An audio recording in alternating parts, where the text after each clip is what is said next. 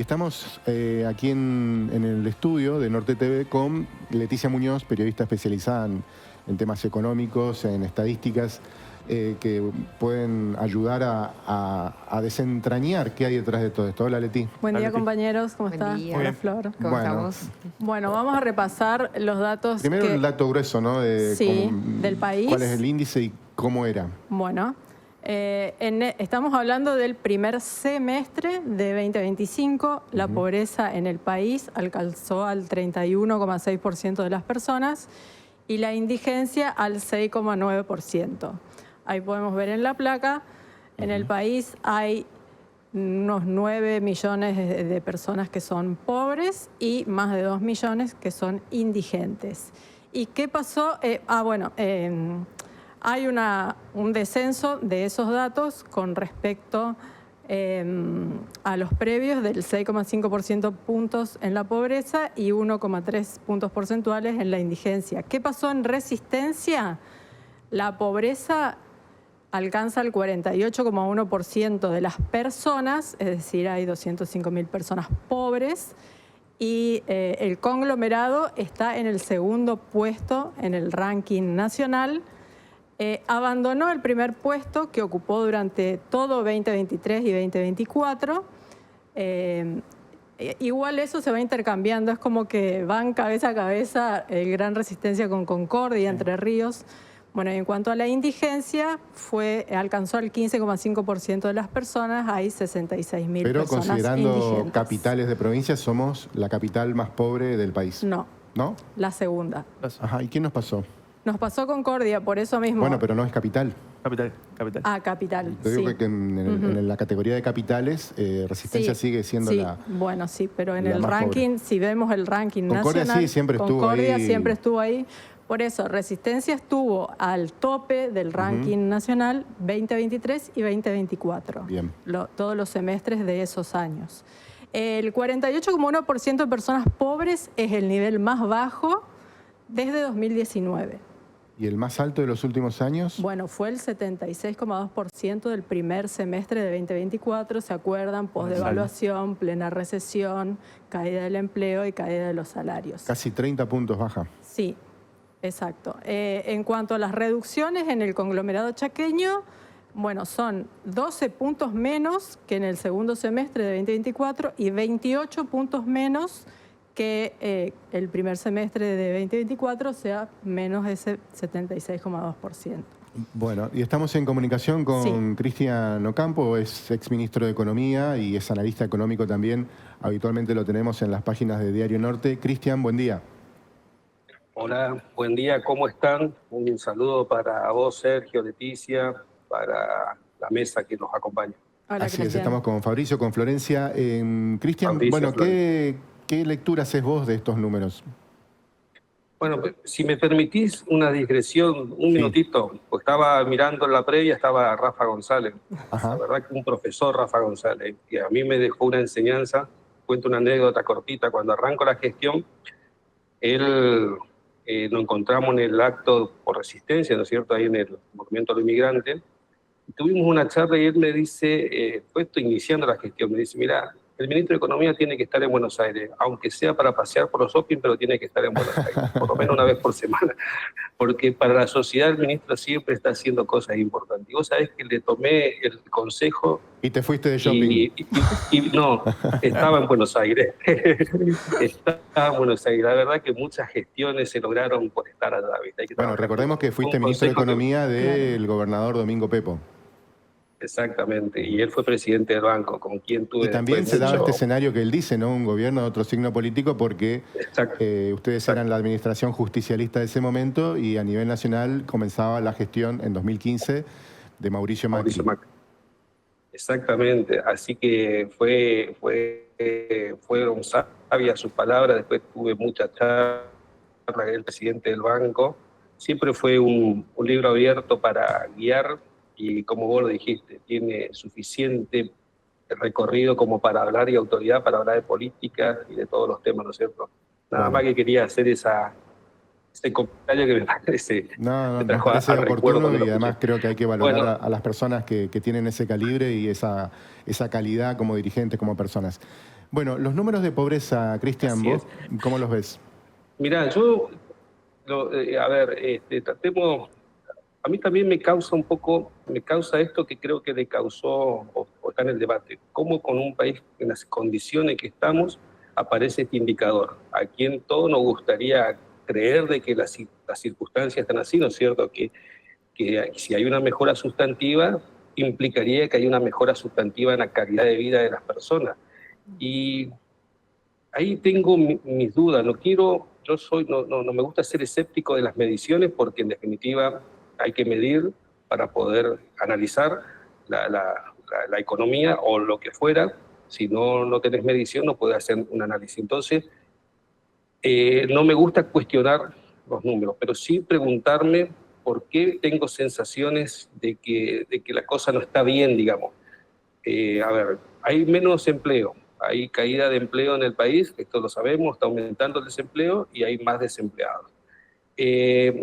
Vemos en las noticias que aumenta el consumo con tarjeta de crédito y la morosidad. Estos son señales contrarias a una mejor calidad de vida o de situación. Tenemos pérdida de poder adquisitivo, esto lo venimos viendo un atraso en el nivel de ingreso de trabajadores, sea formales o informales, vemos pérdida de poder adquisitivo.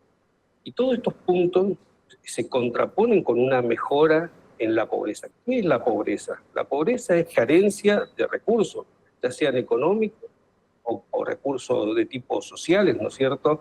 De cuestiones como la salud, acceso a la salud, a la educación.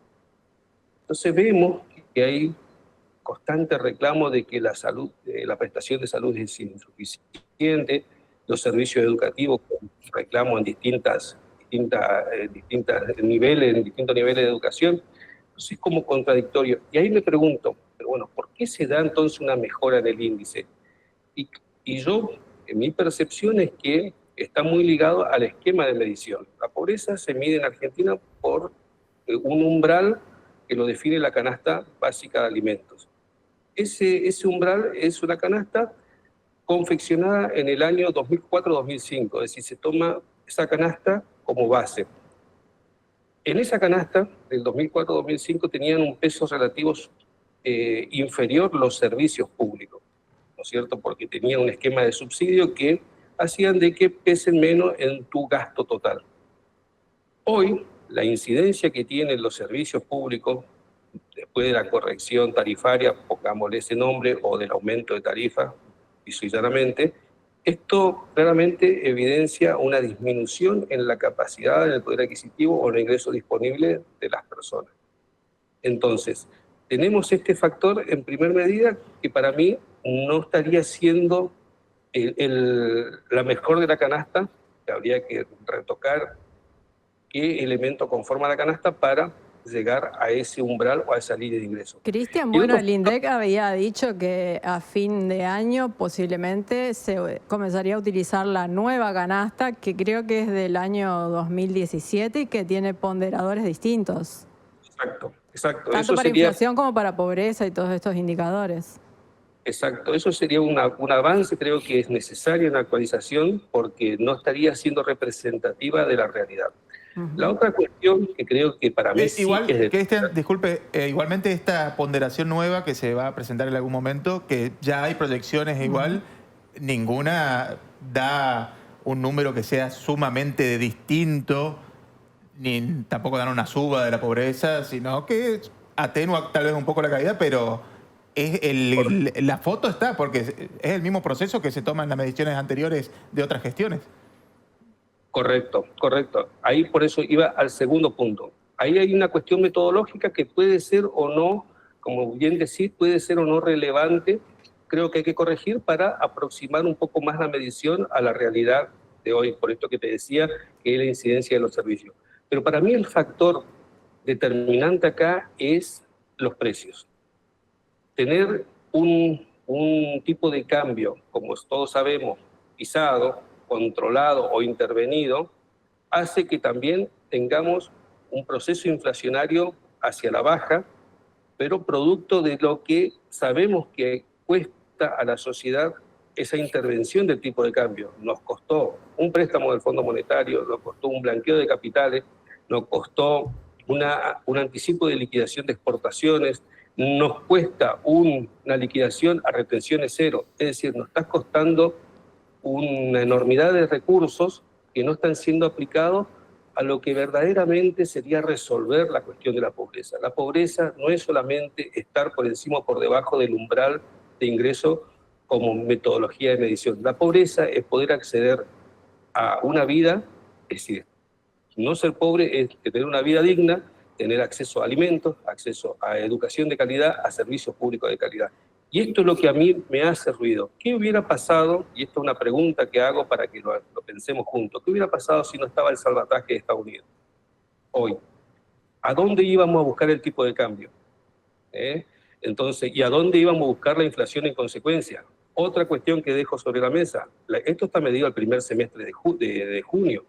Es evidente la dificultad que se gestó a partir de este tramo del segundo semestre, donde tenemos paritarias congeladas, mayor pérdida de poder adquisitivo, mayor cierre de empresa, mayor riesgo país, mayor inestabilidad bancaria.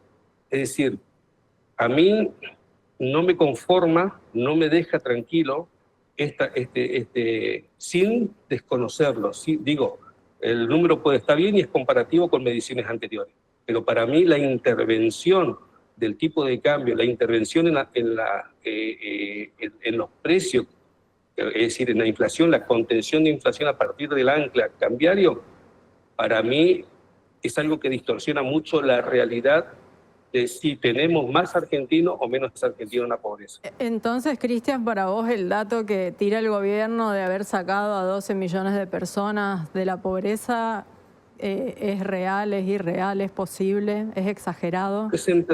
No es, como dato estadístico es una medición. La interpretación que trato de hacer y ver si esto se condice con la realidad es lo que a mí no me termina de convencer.